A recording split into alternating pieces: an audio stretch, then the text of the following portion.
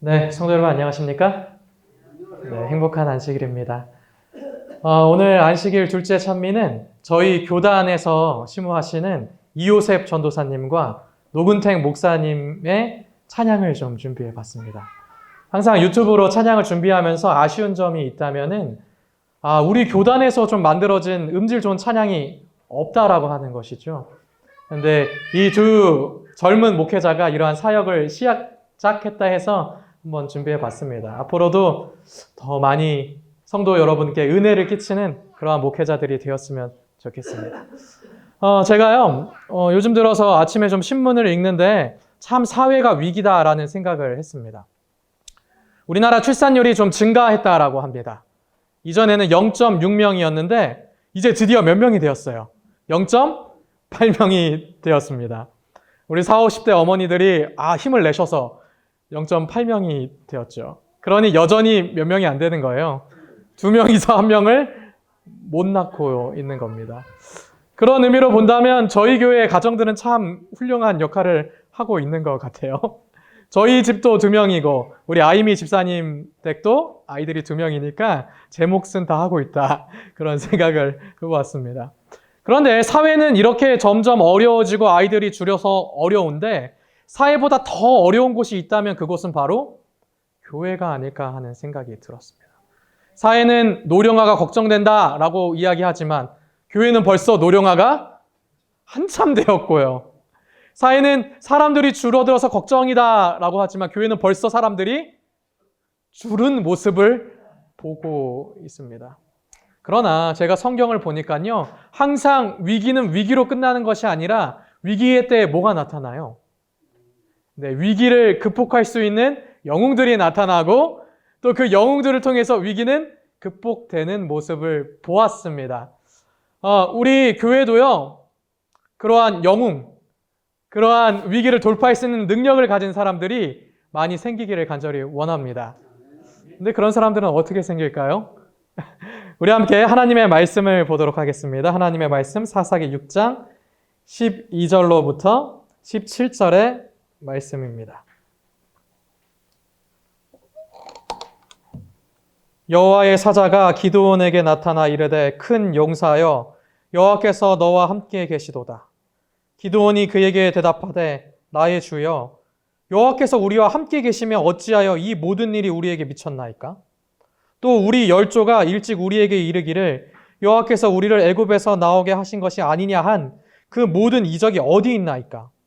이제 여호와께서 우리를 버리사 미디안의 손에 붙이셨나이다. 여호와께서 그를 돌아보아 가라사대 너는 이 내 힘을 의지하고 가서 이스라엘을 미디안의 손에서 구원하라. 내가 너를 보낸 것이 아니냐. 기드온이 그대에게 대답하되 주여 내가 무엇으로 이스라엘을 구원하리이까? 보소서 나의 집은 므낫세 중에 극히 약하고 나는 내 아버지 집에 제일 작은 자니이다. 여호와께서 그에게 이르시되 내가 반드시 너와 함께 하리니 내가 미디안 사람 치기를 한 사람 치듯 하리라. 기드온이 그에게 대답하되 내가 주께 은혜를 얻었사오면 나와 말씀하신 이가 주 되시는 표징을 내게 보이소서.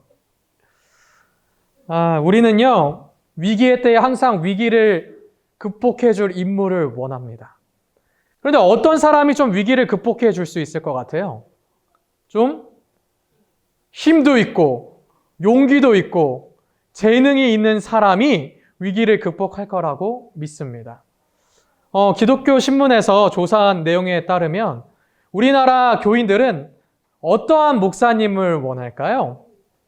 여기 도표가 있는데 선호하는 목회자의 사역 경력은 어떻게 됩니까? 했더니 군내 목회자 출신이 좋겠다라고 또 대답을 했습니다. 그러면 선호하는 목회자의 나이는 몇 세인가? 몇 세래요? 잘 안 보이시죠? 네, 46세에서 50세입니다. 그러니까 여기 앞에 있는 저는 선호하는 목회자의 나이대는 아닌 거예요. 여기 보니까 2.52%만 제 나이대를 선호합니다. 그러니까 여러분이 원하는 목회자가 아닐 수 있습니다. 가장 기대하는 담임 목사의 자실 하니까 성품이라고 대답했어요. 그러면 성품이 좋으면 되겠구나 이렇게 생각을 했는데 대답은 성품이라고 하셨는데 다른 또 여기 도표가 있습니다. 담임 목회자 판단 근거로 가장 신뢰하는 것은 담임 목사님을 이러면 신뢰하겠다라고 판단한답니다. 분명히 선호하는 목회자는 성품이라고 얘기했는데 여기에 뭐라고 나와 있냐면 설교를 포함하여 직접적인 대면으로 얻는 인상이라고 대답했습니다. 그러니까 어떤 능력이 중요한 거예요? 설교가 중요합니다. 성품이 중요하다라고 대답했는데 내가 원하는 건 설교다 이렇게 대답을 했죠. 가장 기대하는 목회자의 능력은 뭐다? 기도다? 행정이다? 상담 능력이다? 인간관계다? 아닙니다. 뭐다? 설교다라고 대답했습니다. 그리고 목회자에게 드리고 싶은 월급은 500만 원 이하랍니다. 300에서 500을 주고 싶은 거죠. 능력 있는 목회자보다 성품 좋은 목회자를 원한다라고 대답을 하고 싶었겠지만 이 조사를 가만히 들여다보면 교인들은 어떤 목회자를 원해요? 46세에서 50세로 500명 이하 국내 교회에서 목회를 아주 잘한 목회자를 원합니다. 그리고 뭐가 탁월해야 돼요? 설교와 동영상 설교문, 건강진단서 등을 주의 깊게 살펴보는 설교 능력을 갖고 있고 그에 더해서 성품도 좋은 목회자를 원합니다. 어쩌면 우리는 능력 있는 사람을 원해요. 성도 여러분, 왜 45세에서 50세 목회자를 원합니까? 교인들이요. 경험 때문입니까? 그럼 55세에서 60세, 65세는 왜 안 원합니까? 열정도 있어야 돼요? 60세 넘으면 열정이 좀 사그라드나요? 우리 성도 여러분들이 45세에서 50세 목회자를 원하는 이유는 우리 말씀하신 그대로입니다. 우선 뭐가 있어야 돼요? 경험이 있어야 되고 그 다음에 열정도 있어야 됩니다. 그 말은 무슨 뜻이냐면 교회 안에서 혼자 모든 일들을 좀 감당할 능력이 있어야 되고요. 교인들을 잘 이끌 뭐가 있어야 돼요? 리더십이 있어야 됩니다. 너무 젊어서 혼자 못하면 또 싫어요. 너무 연세가 많아서 또 일을 위임하면 싫습니다. 그래서 45세에서 50세 목회자를 원하는 거죠. 능력 있는 사람을 원한다고 하는 것입니다. 그런데 사회도 다를까요? 같을까요? 사회도 같아요. 이 위기를 극복할 능력 있는 사람을 원하죠. 그래서 이 사람이 능력 있는지 없는지 보려고 뭐 합니까? 시험을 보고요. 시험을 보고 난 다음에 실기도 보고요. 그 다음에 이 사람이 정말 잘하나 인턴의 기간을 두어서 판단도 합니다. 우리 교회는 다를까요? 우리 교회도 목회자를 뽑기 위해 뭐 합니까? 시험을 보고요. 그 다음에 설교를 잘하는지 실기도 보고요. 그리고 인턴 기간을 2년 줘서 사실 전도사로 채용됐다고 채용된 게 아니에요. 성도 여러분. 모르셨죠? 2년의 기간이 지나서 이 사람이 문제가 없다 하면 인준 목사로 채용하는 겁니다. 2년 동안 사실 인턴의 기간을 보내는 거죠.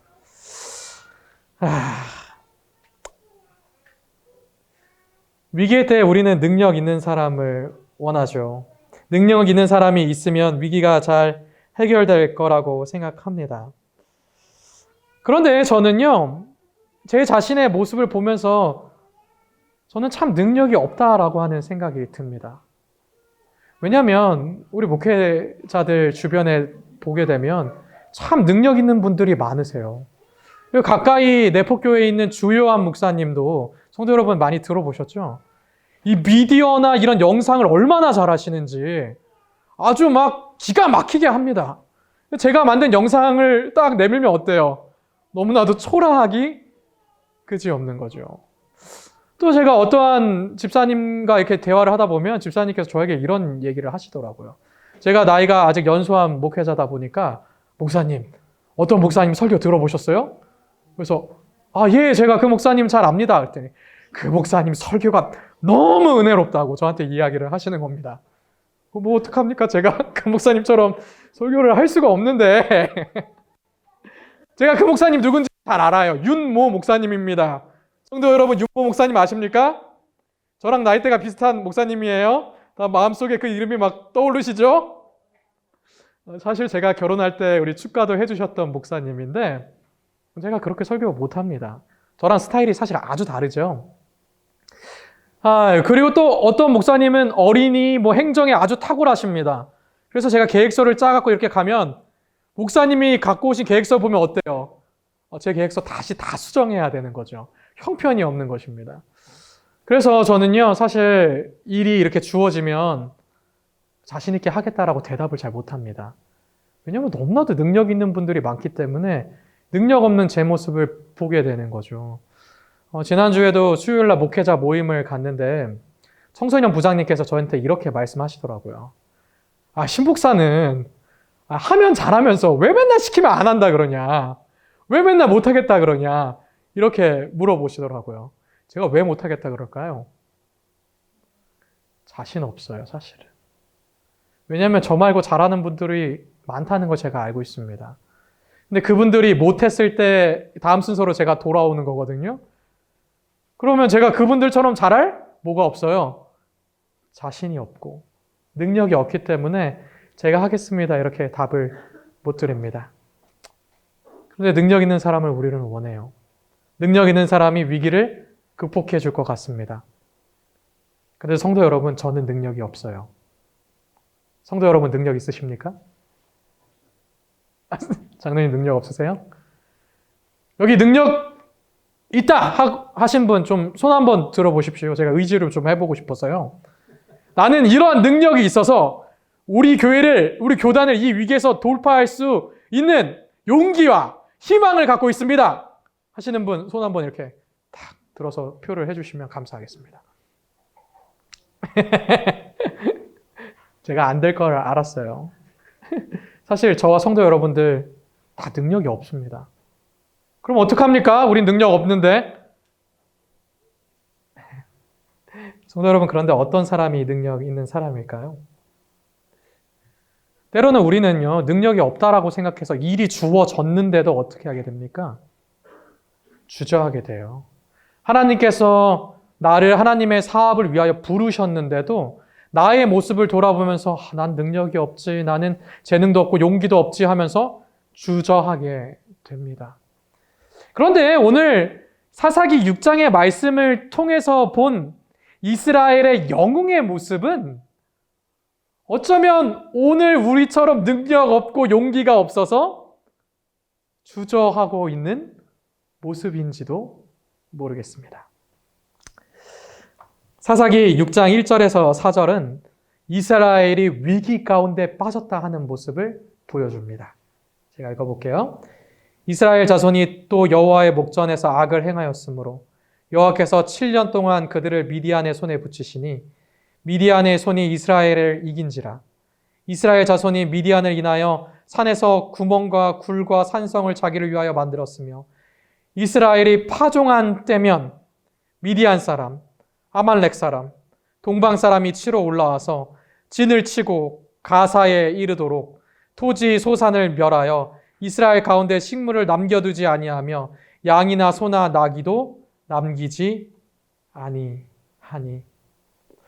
지금 이스라엘은 뭐에 빠져 있어요? 위기에 빠져 있어요. 그런데 그 위기가 어떤 위기냐면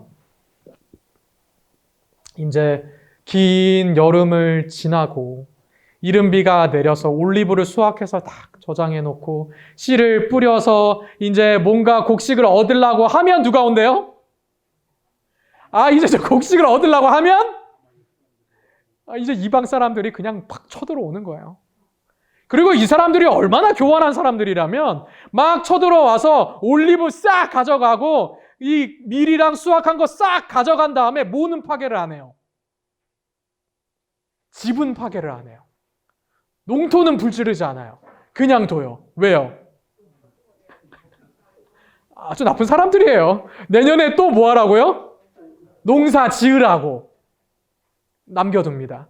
그리고 갔다가 이제 이스라엘 사람들이 낙담하고 힘들어도 그래도 어떻게 또 먹고 살아야지 하고 긴 가뭄의 여름을 버티고 나면 또 뭐 합니까? 또 간신히 파종하면 귀신같이 와서 또 약탈해 가고 뺏어갑니다. 여기 이스라엘의 농사 주기가 나와 있는데 이렇게 나와 있어요. 이스라엘은요, 언제가 우리나라의 겨울 같은 시기입니까? 이스라엘은 여름이 우리나라의 겨울 같은 시기예요. 그 여름 긴 기간 동안에 뭐가 있냐면 건기가 있어요. 그래서 비가 안 내립니다. 그러니까 그 기간을 잘 버텨야 돼요. 그 기간을 잘 버티고 나면 이제 올리브 수확기가 옵니다. 그래서 9월에서 10월 동안 올리브를 수확하죠. 그리고 10월이 되면 우리가 잘 아듯이 뭐가 내려요? 이른비가 내립니다. 그러면 이제 씨를 뿌리고 이제 파종을 하고 농사를 열심히 짓죠? 그게 지금 여기서 말하는 뭐 한 시기예요? 파종을 한 시기예요. 그게 끝나서 이제 여름을 앞두고 수확을 합니다. 그리고 여름을 버티는 거죠. 그럼 언제 온다고요? 이제 여름 버티려고 하면 그때 와서 싸그리 가져간다고 하는 거죠. 그게 몇 년이었습니까? 1년이었습니까? 2년이었습니까? 그게 7년이었어요. 7년. 성도 여러분, 7년간 우리 집에 도둑 맞아봐요. 아니, 우리 집에 도둑 7번 들었다고 생각해봐요. 아이고, 살 수 있습니까? 당장, 나는 못 살겠다. 나는 이 동네에서는 안 살겠다. 그런 얘기 나올 수밖에 없죠. 이스라엘 정말 위기 가운데 빠진 것입니다. 더 이상 버틸 힘도 없고 용기도 없는 이때에 누가 필요합니까? 위기를 극복할 난세의 영웅이 필요합니다. 하나님께서는요, 이 위기를 극복할 난세의 영웅을 부르십니다. 그런데 하나님께서 야, 이스라엘 백성들 너무나도 힘들고 어렵다. 7년 동안 이러한 일을 당했다. 이제 네가 가서 이 사람들을 좀 구원해라 라고 이야기하니까 그 부르심을 받은 난세의 영웅이 대뜸 뭐라고 말합니까? 하나님이 계시다면 우리한테 왜 이러한 일이 생겼습니까? 애굽에서 우리를 구원해낸 하나님은 어디 계십니까? 누가 한 얘기예요?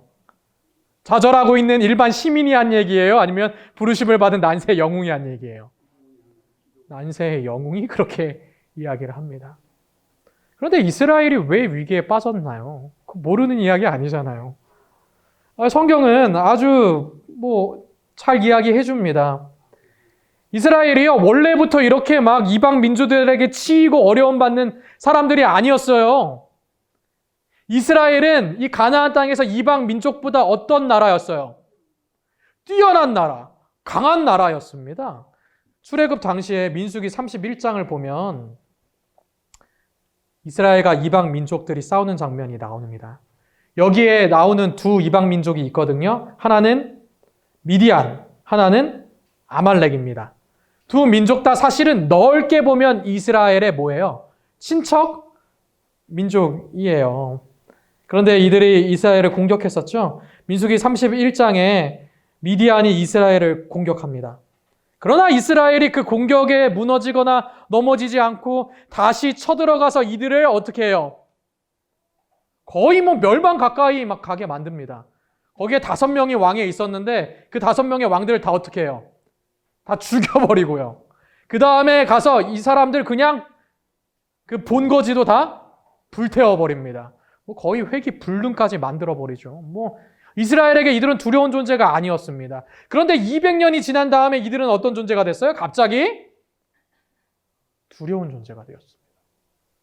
그때는 막 쳐들어왔어. 그러면 그냥 가가지고 빡 그렇게 해가지고 다시 못 쳐들어오게 만들었는데 지금은 쳐들어오면 어때요? 아이고 무서워. 어떡해. 여기 곡식 있어요. 가져가세요. 목숨만 살려주세요. 그러한 존재가 되었죠. 위기 가운데 있는 민족이 되었습니다. 아말렉은 어떻습니까? 우리가 다 잘 아는 이야기 있잖아요. 출애굽기 17장에 보면 모세가 손들면 어떻게 해요? 이기고 손 내리면 지고, 그렇지만 아론과 훌이 도와줘서 손들어서 그냥 아말렉 민족 박살내는 거 아닙니까? 아말렉 민족이 얼마나 사실 좀 치사한 민족이냐면 그때도 이스라엘 민족 어디를 공격했어요? 중앙을 공격한 거 아닙니다. 이렇게 보다가 이스라엘 민족 온다 하니까 그냥 후미야 약한 사람들 공격했습니다. 그랬더니 이스라엘 민족들이 다시 하루를 전열을 가다듬고 나가서 아말렉 민족을 무찔렀죠. 전혀 무서운 종족이 아니었습니다. 그러나 지금은 두려운 존재, 무서운 존재. 올해는 제발, 올해는 안 왔으면, 올해만 제발 좀 수확한 거 우리가 먹었으면. 그런 존재가 되어버렸습니다. 왜 그래요? 왜 그렇게 됐어요? 간단하죠. 그들이 그때는 왜 강성하고 강한 민족이었습니까? 그들이 뭐 군사 훈련을 받았거나 뭐 무기가 강했습니까? 그런 거 하나 없었습니다. 하나님이 그들과 함께 하셨기 때문에. 이스라엘과 함께 하셨을 때는 그들은 주변 민족이 다 두려워 떠는 최강의 민족이었습니다. 그러나 이제는 그들이 뭐합니까? 사사기 6장에 이스라엘 자손이 또 여호와의 목전에 악을 행하였으므로 여호와께서 7년 동안 그들을 미디안의 손에 붙이셨다라고 말합니다. 그들이 이제 누구를 섬겨요? 하나님을 섬기는 게 아니라 이방신을 섬깁니다. 바알과 아세라 목상에게 절하죠. 여기 오늘 나오는 난세의 영웅이 하나님의 부르심을 받고 밤에 가서 바알과 아세라의 목상을 다 회파하고 없애버렸습니다. 그랬더니 마을 사람들이 와가지고 뭐라 그럽니까? 야, 이거 우리 신 누가 이렇게 해놨어? 이거 누구야, 이거 누구야? 이 사람 당장 찾아내서 목숨을 연명하지 못하게 해야 된다. 목숨을 잃게 만들어야 된다. 이렇게 이야기를 했습니다. 이 상황이요, 이스라엘의 현재 모습을 너무나도 잘 보여주는 거예요. 이스라엘이요, 지금 누구를 섬기고 있어요? 하나님을 섬기고 있어요? 이방신을 섬기고 있어요. 이방신을 섬기고 있죠. 바울과 아세라 목상 당연히 어떻게 해야 됩니까? 성도 여러분, 오늘 교회 내에 이방 문화가 들어오게 된다면, 이방신에 여기 뭐 우상이 있게 된다면, 성도 여러분 당장 어떻게 하시겠습니까? 저는 본교회 목사로서 여기에 이방신을 누가 세워놓는다면 당장 그걸 가지고 밖으로 나가서 없애버릴 겁니다. 그리고 여기 계신 성도 여러분들 다 뭐라고 말씀하실 거예요? 목사님 잘하셨습니다. 여기 말도 안 되는 그런 신상이 있었습니다 라고 말씀하실 거잖아요. 그런데 난세 영웅이 그렇게 했더니 온 마을 사람들이 뭐라 그래요? 아, 그거 우리 신 왜 없앴대 그거? 이 사람의 처참한 상황을 보여주는 것이죠. 그들이 이방신을 귀중히 여겨요. 하나님은 멀리해요. 그랬더니 신명기에 말씀하신 대로 하나님을 멀리하고 이방신을 섬기면 어떻게 된다고요? 너희들이 아무리 열심히 농사를 지어봐라. 이방신 섬기면 그건 너희가 못 먹게 될 것이다. 아무리 열심히 부강하게 해봐라. 하나님 멀게 하면 너희는 이방 민족에게 괴롭힘 당할 것이다. 그렇게 얘기했어요. 그리고 실제로 그렇게 되는 것입니다. 그리고 7년간의 위기를 겪고 나서야 이들이 이제 깨달은 거예요. 아, 우리가 하나님 멀리 하니까 뭐가 왔구나. 위기가 왔구나. 어렵구나. 7번 도적질 당하니까 진짜 못 살겠구나. 그래서 누굴 찾아요? 하나님 찾는 거죠. 하나님 제발 도와주세요. 그랬더니 하나님께서 사사시대에 늘 그러했던 것처럼 하나님이 쓰실 사사를 부르시고 그를 통하여 이스라엘을 구원하려 하십니다. 그런데 그 사사의 모습이 우리가 기대했던 모습과는 너무나도 달라요. 하나님은 사사를 이렇게 부르시거든요. 사사기 6장에 여호와의 사자가 기드온에게 나타나 이르시되 큰 용사여 여호와께서 너와 함께 계시도다. 이 말만 들으면 우리가 기드온이라는 사람이 어떤 사람처럼 느껴져요? 큰 용사여 라고 느껴집니다. 그리고 우리가 사실 기드온의 이야기 다 알잖아요. 기드온이 몇 명과 나가서 이 미디안을 무찔렀습니까? 300명만 데리고 나가가지고 그냥 막 몇만의 미디안의 그 군사들을 다 무찔렀잖아요. 저는 어릴 때 이 이야기를 들으면서 기드온은 어떤 사람이라고 상상을 했을까요? 여기 영화 300 속에 나오는 그 스파르타를 외치는 그 왕처럼 이렇게 왕자가 팍팍팍 이렇게 있고 저기 막 몇십만 대군이 올지라도 우리는 그 골목에서 저들을 무찌르겠다라고 용기 있고 재능 있고 능력 있는 스파르타 왕 같은 사람이 기드온일 것이라고 생각을 했습니다. 성도 여러분 그렇게 생각하십니까? 아닙니까? 그런데 놀랍게도 기드온 그런 사람이 아니더라고요. 제가 괜한 기대를 했어요. 멋진 사람인 줄 알았더니 저랑 별 다를 바가 없더군요. 기드온이 이런 모습을 하고 있을 때 하나님께서 그를 부르셨어요. 여호와의 사자가 아비에셀 사람 요아스에게 속한 오브라에게 이르러 상수리 나무 아래 앉으니라. 마침 요아스의 아들 기드온이 미드안 사람에게 알리지 아니하려 하여 밀을 포도주 틀에서 타자 하더라. 포도주 틀이 뭐 이런 틀이 아닙니다. 여기 앞에 사진이 보이죠? 이게 포도주 틀이에요. 그러니까 깊은 구덩이 속에 들어가서 뭐 하는 거예요?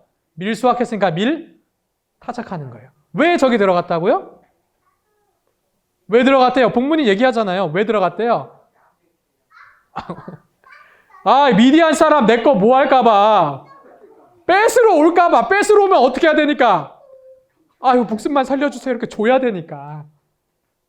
뺏으러 와도 나는 이들을 이길 수 있고 나는 당당하다. 그러면 여기 들어가서 밀 했겠습니까? 타작은 어디서 하는 게 편해요? 마당에서 하는 게 편하답니다.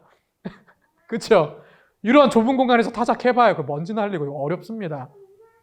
그런데 기드온이 용기가 없었어요. 미디안 사람이 무서웠습니다. 그런 겁쟁이 같은 모습을 보이고 있는 거죠. 그런데 하나님께서 그를 부르셨어요. 그랬더니 뭐라고 얘기해요? 하나님 있잖아요. 저 능력 없어요. 저 므낫세 우리 지파 중에서도요. 저 진짜 제일 작은 사람이고요. 그리고 우리 아버지 집에서도요. 저 막내예요. 그리고 못해요. 그렇게 얘기를 합니다. 그런데 부르심을 입었으니까 어떻게 해야 돼요? 어쨌든 불렀으니까 이 핑계 저 핑계 모세처럼 됐는데 그래도 부르시니까 나가야 되죠. 그래서 기드온이 나팔을 불어서 사람들을 다 모읍니다. 전쟁하려고요. 그리고 나서 확신이 섰을까요? 용기가 있었을까요? 그리고 나서도 뭐가 없어요? 사람들 불러 모았는데 사업하려고 사람들 불러 모았는데도 그 사업에 대한 뭐가 없어요? 확신이 없는 거예요. 그게 기드온의 모습입니다. 그래서 하나님께 이야기하죠. 다 아는 이야기죠. 뭐라고 얘기합니까? 하나님, 제가 하나님이 부르셔서 이거 하긴 하는데요. 그래서 사람들 다 불러 모았긴 모았는데요. 하나님 확신이 없어요. 이 일이 될지 안 될지 모르겠어요. 그러니 저한테 좀 확신을 주셨으면 좋겠는데 제가 양털을 이렇게 하나 갖다 놓을 테니까 주변은 다 안 적고 양털만 적게 해주세요. 예수님의 이름으로 기도합니다. 아멘. 그랬더니 하나님께서 이 용기 없고 재능 없고 부족한 기드온의 이 부탁을 들어주셨어요? 안 들어주셨어요? 어떡합니까? 또 하나님께서 들어주셨습니다. 그래서 나가보니까 양털만 젖어 있는 거예요. 그럼 됐다! 확신을 얻었습니까? 기드온이 가만히 생각해 보니까 양털이 습기를 잘 흡수하는 것 같아요. 그래서 이게 자연현상인 것 같아. 하나님께서 이렇게 해주신 거일 수도 있지만 양털 자체가 습기를 이렇게 할 수도 있다라는 생각이 좀 들었습니다. 그래서 자신도 얼마나 민망했겠어요, 하나님한테. 이 질문이 잘못됐다는 거 알아요. 그래서 뭐라고 얘기하냐면 하나님 뭐 하지 마십시오. 하나님 화내지 마십시오. 하나님 한 번만 더 부탁할게요. 이번에는 반대로 해주십시오. 이렇게 얘기를 합니다. 그랬더니 또 하나님이 반대로 해주시죠. 근데 저는요, 이러한 모습의 기드온의 모습을 보면서 누구의 모습이 떠올랐을까요? 저의 모습이 떠올랐습니다. 하나님의 사업을 위해서 부르심을 이미 받았는데 그런 다음에도 뭐 하고 있는 모습이에요? 확신이 없고 자신이 없고 용기가 없는 저의 모습이 떠올랐습니다. 이번에 어디 가서 좀 말씀을 선포해 주셨으면 좋겠습니다. 이번에 학생들을 위한 전도의 강사를 좀 해주셨으면 좋겠습니다. 근데 우리 청소년 부장님께서 말씀하시듯이 저는 항상 뭐라 그래요? 목사님, 다른 목사님 먼저 찾아보시고요. 다 안 한다 그러시면은 제가 마지막에 해볼게요. 왜요? 아무도 안 한다 그랬으니까 제가 못해도 뭐 그러면 다 못한다 그랬으니까. 그게 면죄부가 되는 거예요. 근데 청소년 부장님 제가 다른 분 찾아보라고 말씀드려도 안 찾아보시더라고요. 그리고 신목사는 왜 항상 이렇게 자신감이 없어 하냐. 주어진 일에 하나님 의지해서 최선을 다해라. 잘하면서 늘 그런다. 그렇게 얘기를 하시더라고요. 근데 성도 여러분은 어떠십니까? 오늘 신양교회에 하나님의 일을 할 일꾼으로 저와 성도 여러분들을 다 부르셨습니다. 성도 여러분, 그런데 용기가 있으십니까? 자신이 있으십니까? 올 한해 우리 교회가 분명히 잘 될 거라는 확신이 있으십니까? 아니요, 올 한해가 아니더라도 올 한해가 지나고 내년이 지나고 언젠가는 우리가 하나님의 명령에 순종한다면 잘 될 거라는 확신이 있으십니까?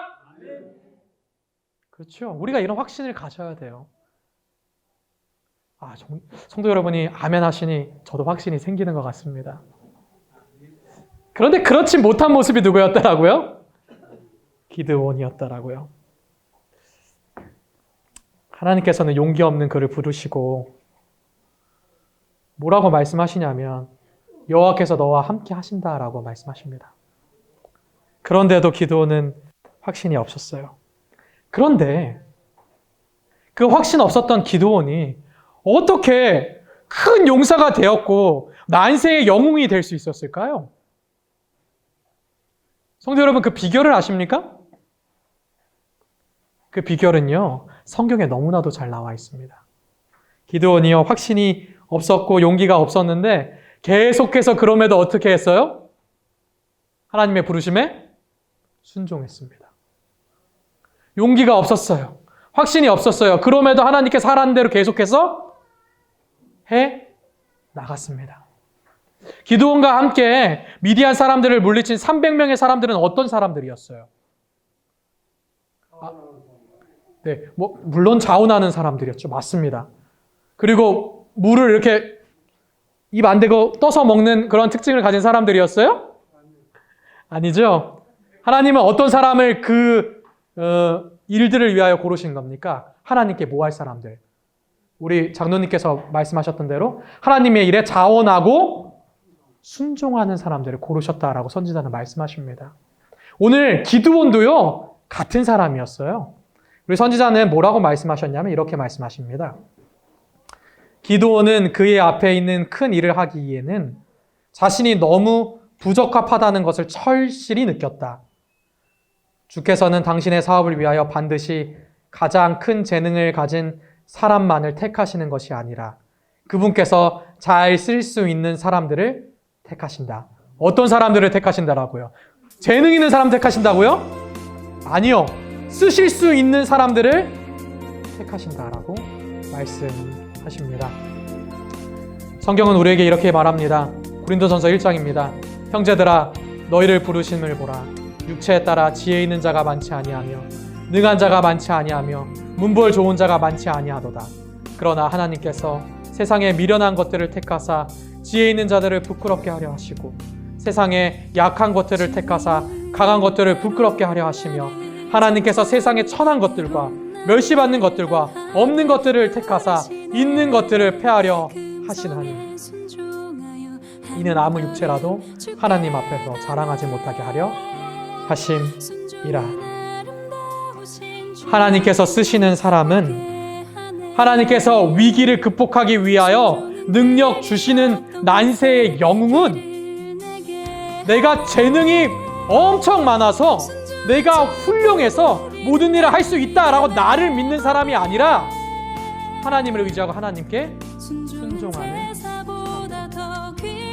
성도 여러분, 우리 교단에요, 그동안에 얼마나 능력 있고 뛰어나고 공부 많이 한 사람들이 있었는지 잘 아시지 않습니까? 그런데 그 사람들 중에서요, 내가 이렇게 능력 있다, 나는 이만큼 연구했다, 나는 이만큼 힘 있다 하는 사람들 어떻게 되었습니까? 자신을 의지하는 사람들은 결국 뭐 할 수밖에 없어요? 무너질 수밖에 없는 것입니다. 어쩌면 오늘 우리는 부르심을 입었지만 내 자신을 바라보면서 능력 없어, 용기 없어 하면서 주저하고 있을지 모릅니다. 그러나 내가 아니라 하나님 아버지를 바라봄으로써 끝까지 순종하시는 저와 성도 여러분이 되기를 간절히 바랍니다. 하나님께서는요, 기드온과 그의 300명의 용사를 사용하셨던 것처럼 오늘 우리를 사용하셔서 이 위기 가운데, 이 난세 가운데 영웅이 되게 하실 것입니다. 주님의 명령에 순종함으로 큰 용사가 되시는 저와 성도 여러분이 되기를 간절히 바라면서 말씀을 드리도록 하겠습니다.